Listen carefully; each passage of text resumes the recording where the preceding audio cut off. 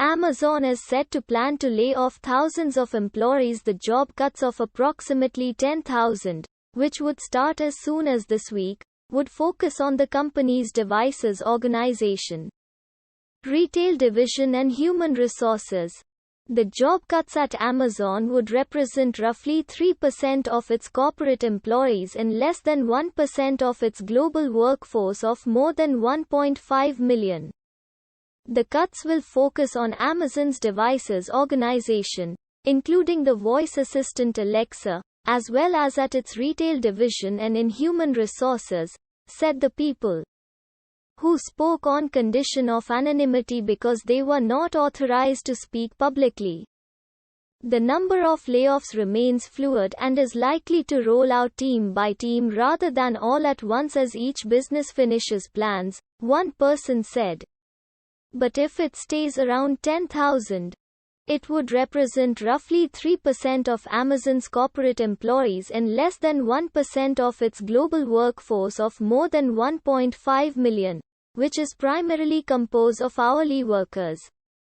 Amazon's planned retrenchment during the critical holiday shopping season, when the company typically has valued stability, shows how quickly the souring global economy has put pressure on it to trim businesses that have been overstaffed or under-delivering for years.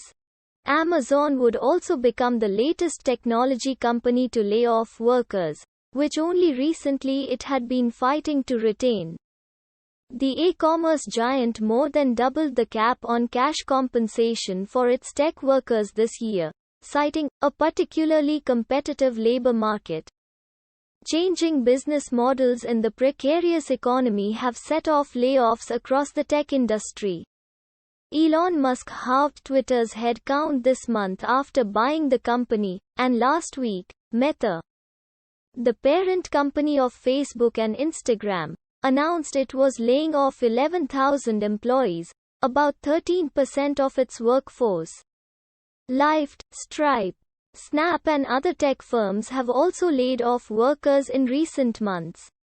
Brad Glasser, an Amazon spokesman, declined to comment.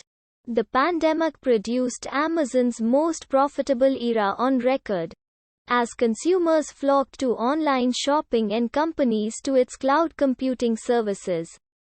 Amazon doubled its workforce in 2 years, and funneled its winnings into expansion and experimentation to find the next big things. But earlier this year, Amazon's growth slowed to the lowest rate in 2 decades. As the bullwhip of the pandemic snapped, the company faced high costs from decisions to overinvest and rapidly expand, while changes in shopping habits and high inflation dented sales. Amazon experienced a slight rebound in its latest quarter, but it has cautioned investors that growth could weaken again, possibly falling to its lowest pace since 2001. The company has told Wall Street that it has tightened its belt in the past and can do so again.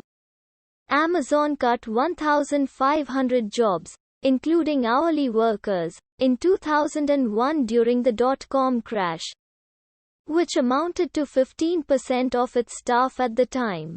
It also laid off a few hundred corporate employees in early 2018 after another period of rapid expansion. Last week, Amazon executives met with institutional investors, according to 3 people, just as its stock sank to its lowest level since the early days of the pandemic, raising $1 trillion in value since Andy Jassy took over as chief executive last year. Mr. Jassy, who previously ran Amazon's lucrative cloud computing business, has been closely scrutinizing businesses to trim costs quickly.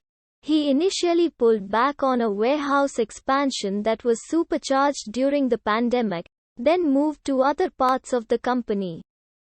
In recent months, Amazon has also closed or pared back a smattering of initiatives, including Amazon Care, its service providing primary and urgent healthcare that failed to find enough customers.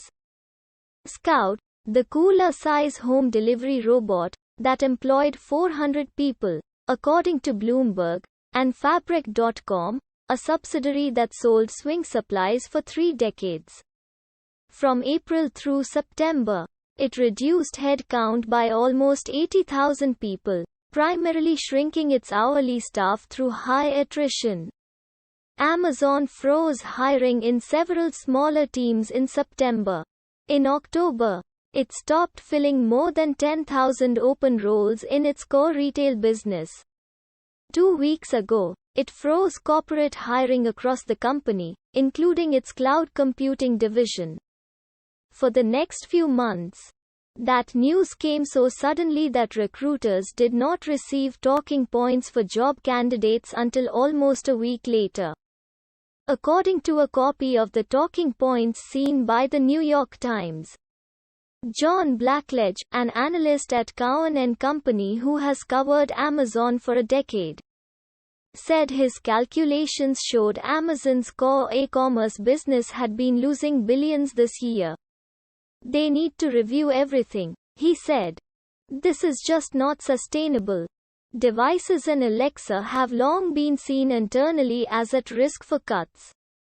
Alexa and related devices rocketed to a top company priority as Amazon raced to create the leading voice assistant, which leaders thought could succeed mobile phones as the next essential consumer interface.